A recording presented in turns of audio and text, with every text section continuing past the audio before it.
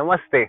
My name is Kirti, and on behalf of Himalayan Yoga Association, I welcome you all to this online teacher training course.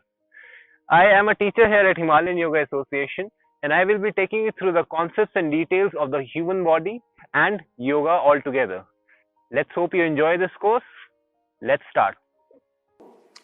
Namaste and welcome back to the online yoga teacher training course. In today's video, we are going to understand the structure and anatomy of the knee joint as a synovial joint. But before we do that, I request you to please come and sit with me as we chant the Gayatri Mantra together. Simply sit in any meditative posture. Activate Chin Mudra by joining your index finger with your thumb, the rest of the fingers freely faring away from each other. Spine straight, tailbone tucked inside, shoulders to the back. Close your eyes and bring all of your awareness and attention towards your breath. Simply allow the natural and free flow of your breath moving in and out of your body. All you have to do in these few moments is just observe your breath.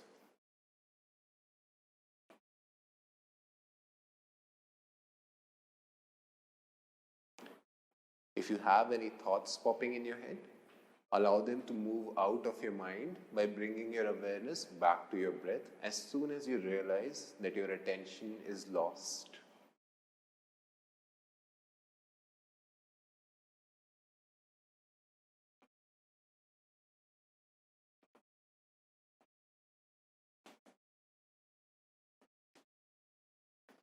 Once you've settled down your senses and your mind is calm, slowly bring your hands in front of your chest. Namaskara Sthiti. Touch the heart center with the back of your thumbs. And slowly take a deep inhalation and let's chant the mantra together. Om Bhur Bhuva Swaha Tat Savitur Varenyam Bhargo Devasya Dhimahi Dhiyo Yo Na Prachodayat.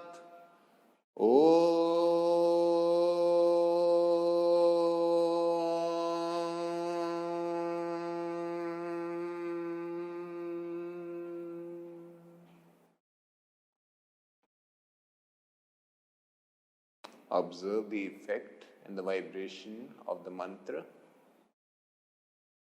and gently start rubbing your palms. Let's create some energy between our hands. Cover your eyes with your palms. Now touch your face, massage your face and transfer this energy. Anywhere else you wish to transfer this energy to, please keep your eyes closed at this point. Do not expose your eyes to direct light straight away. Once again, fold your palms, bow down to your fingertips with a few tips. Open your eyes and welcome back.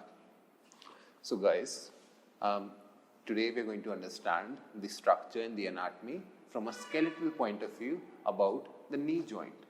The knee joint is a very important joint, just like any other joint inside the human body. Of course, each of these joints, they have something more to offer and something else to take away. Each of these joints comes with its own set of limitations, but specifically the knee joint plays a very, very vital role when it comes to appropriate human existence. The knee joint is a weight-bearing joint.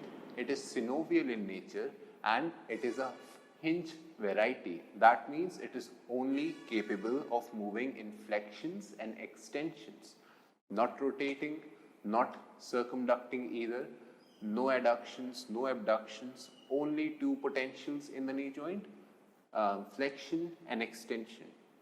The knee joint is also, if you observe, then it's partially able to rotate a bit, but that is not a property of the joint. That is all possible because of the ligaments that surround the entire joint as it is. If you'll pay attention to this board right here, you'll observe the different aspects of the knee joint. Specifically, the knee joint is formed by three different bones coming together. One is the femur bone, which is starting from the hip joint and ending at the knee joint. It is also the strongest and the longest bone inside the human body. The other bone which is a part of the knee joint is the tibia bone, which is running from the knee joint and ending at the ankle joint. The last bone which forms the entire knee joint is called as the patella bone, also known as the kneecap. There is also one more bone which is running from the knees and ending at the ankle, right next to the tibia bone. It is called as the fibula bone, but it does not have any articulations. It does not offer any support, with maybe just a minute support, but does not offer any attachments to the knee joint as such. The fibula bone has a bigger role to play in case of the ankle anatomy, which I'm sure you must have seen in the video that we made about the ankle structure and anatomy. In case of the knee joint, there are two joints.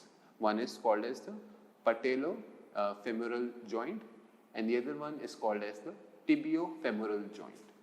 Tibiofemoral, as the name is easy to understand, that is another one good reason for you all to remember the names of these different bones. If you're aware of the names of these bones, then these different names of the ligaments, the joints, and all of these tendons, one way or the other, they will immediately make sense to you and you would not have to mug them up. Tibiofemoral joint comes from the names of two bones, tibia bone and femur bone. Patellofemoral joint comes from the two names of these two bones, the patella bone and the femur bone. The patella bone is attached to the femur bone. It does not have any attachments to the tibia bone directly. Or in other words, we can say that the patella bone has articulations or movements associated in the functioning of the femur bone, but it does not have any movements associated with the tibia bone as such. Don't get me wrong, the patella bone has an attachment with the tibia bone with the help of the patella tendon, but that is all there is, just so the knee remains stable. It does not offer any articulations in relation with the tibia bone. Now let's pay attention over here. From an anterior perspective, a knee joint is something which looks like the femur bone coming together with the tibia bone and the fibula bone. As well as there are two different ligaments on either side of the knees which offer stability. These two ligaments are known as medial collateral ligament and lateral collateral ligament. In other terms, it's called as MCL and LCL. I'm sure you must have heard of it. So this point of view, this knee joint as we have over here is of the right knee, which means that the fibula bone is on the outer edge of the right knee. And this joint is closer to the other knee, which means that the left side of this diagram is closer to directly opposite to the left knee or the inside of the left knee. So, which means that this ligament which is joining the femur bone to the tibia bone is called as the medial collateral ligament, simply because it's on the inside of the knee or close to the midline of the body. The other ligament, which right here, which is called the lateral collateral ligament, is called so because it's on the outer edge of the human body or away from the midline of the body.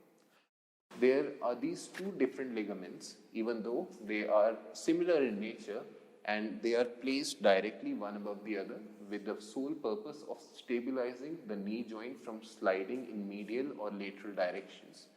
Without these two ligaments, the knee joint, which allows us to only be able to flex and extend the knees, the legs as we are, it would be very, very unstable, and it will directly and indirectly give us accidents. Simple movements like jumping or running will dislocate either the femur or the tibia bone, or as such, just in case if there is a indirect relation, or if there is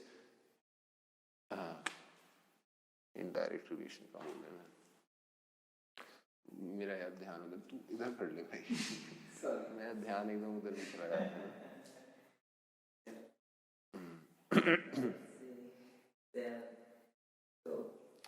Now there are various ligaments which are stabilizing the entire knee joint.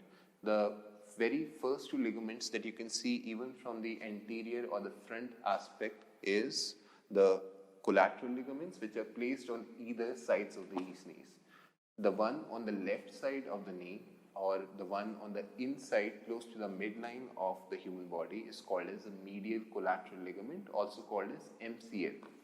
The one on the outer edge of the knee or away from the midline of the body is called as lateral collateral ligament or LCL. Now these two ligaments, they play a very vital role when it comes to stabilizing the knee joint as such.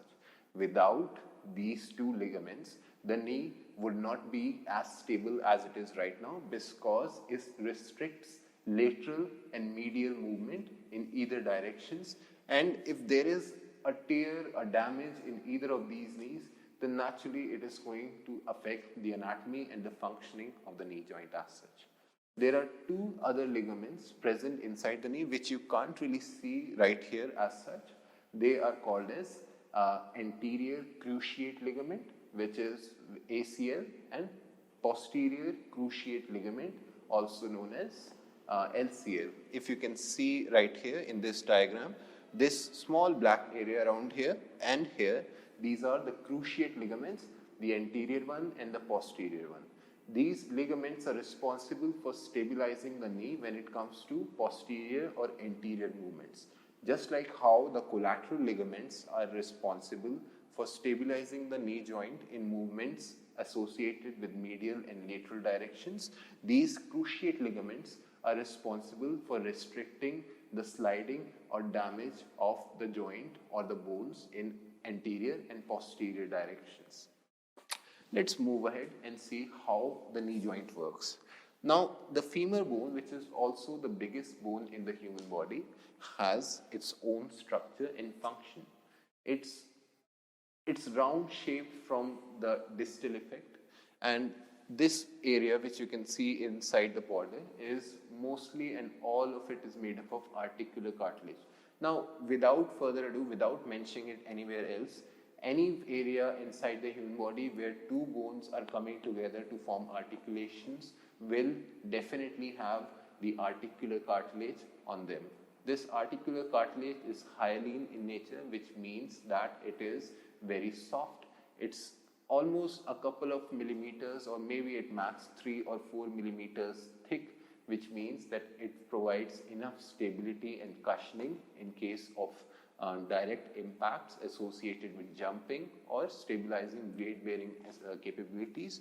Apart from that, they also are very smooth and slippery surfaces, which means that any movements between these two joints restricts creation of any friction or damage. Just in case if there is no articular cartilage present on either of the bones associated with any joint, then naturally there will be degeneration and damage associated with the bones, and that will restrict the movement and the functioning of the joint and the human body as a whole. So these two edges, these two round surfaces as such are called as condyles. Specifically in case of the femur bone, these are called as femoral condyles. These femoral condyles are the areas which move against the tibia bone. The other aspect of this femoral condyle, where these femoral condyles they meet with each other, is called as the tibial plateau. This tibial plateau is actually a very interesting structure, and it has a lot more going on it as compared to just the femoral condyles. The shape and the structure of the femoral condyles, or this area of the femur bone, which is also the distal end of the femur bone, has a lot going on it when it comes to the shape and the structure. Because these are round in shape, they are completely associated and they are made to fit perfectly on the tibial plateau. What about this opening right here of the articular cartilage? This articular cartilage is present because of the patellofemoral joint in the knee joint, which means that the patella bone, instead of working with the tibia bone, as I've already told you, is supposed to move up and down on the femur bone and only in this small area. Because the patella bone is not really a bone which needs to function as such. It is there to stabilize and support the knee joint whenever we are bending our knees or sitting down against the knees. The kneecap that's what it does. Also plays the role of a fulcrum to the quadricep muscles which run along the length of the femur bone. Because the patella bone is put in place with the help of the quadricep extensors or the knee extensor muscles running on the knee joint, and it is their tendons which run over the patella bone which makes it a very stable component of the entire knee joint as such. Now these tendons are, remember the difference between ligaments and tendons. Ligaments are there to join bones to bones, while tendons are there to join muscles to bones. These tendons, if this is the patella bone, there would be an entire muscle which is running from the knee extensors and covering the entire patella bone and finishing up somewhere here on the tibia bone, which means that one way or the other, the entire patella bone is completely and safely guarded and attached with the femur bone with the help of tendons. The top tendon right here is called as the femoral tendon. And there is another, this same tendon extends further, which is further named as the patella tendon, running and connecting the patella bone with the tibia bone. There is another important structure on the knees which makes the functioning of the knee joint very, very effective. This structure is called as the meniscus. Now the meniscus is comparatively different in structure, but it is from the same family as any other cartilage inside the human body. It is of fibrocartilage in nature, but it is very different than the cartilage we find on the conjoining structures of these two bones. It is comparatively softer. Fibrocartilage is also more stable, and it's less flexible as compared to elastic cartilage, so to say, the ones that you find in your ears and your epiglottis, or the hyaline cartilage on your nose as such. These meniscus, they're present on either ends of the tibial plateau, or we can also say that they're covering the boundaries of the entire tibial plateau, as you can see right here. The one on the lateral end is called the lateral meniscus, and the one on the medial end, or the close to the midline of the body, is called as medial meniscus. Now, imagine if there was no meniscus present and the entire femoral condyles were always in contact with the tibial plateau all the time.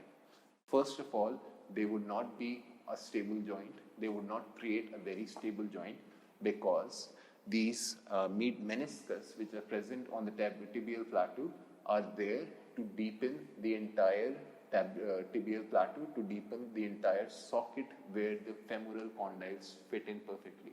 Also, because of their cushioning, elasticy nature, thus any flexibility that these menisci cartilages have, they allow for equal weight distribution, or they allow for appropriate weight distribution from the above body.